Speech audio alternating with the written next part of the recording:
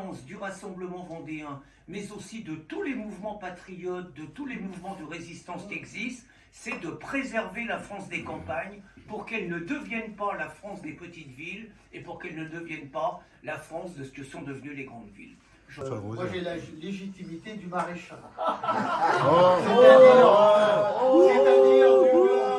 C'est un petit peu trop. Un maréchal, les deux pieds à la bouse, et qui connaît son patrimoine, qui sait d'où il vient et qui sait où il veut aller. C'est vous, par votre activisme, par votre militantisme, qui avez été présent à Canac.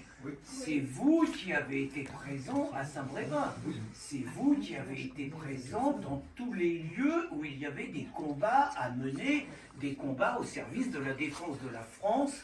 Que l'intérêt du Rassemblement vendéen, c'est qu'il n'est pas pour le moment, mais je pense que ça viendra, politisé, mais que c'est un rassemblement de patriotes, tout simplement, comme résistance républicaine, et que tout ce qu'on veut, c'est effectivement que notre pays puisse effectivement sauver les siens, sauver ses valeurs face à ce qui se passe, à la mondialisation et à l'islamisation. Voilà.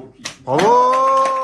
Cependant, je pense qu'on a une destinée politique en Vendée, tout du moins, peut-être même plus largement, et que je sais que le travail que l'on fait tous ensemble depuis un certain temps commence à porter ses fruits. Quel plaisir ça avait été de voir arriver toute cette forte délégation de Vendée à Calac lors de la manifestation du mois de novembre, je crois, l'an dernier. Et bien sûr, après, nous sommes revus à Saint-Brévin.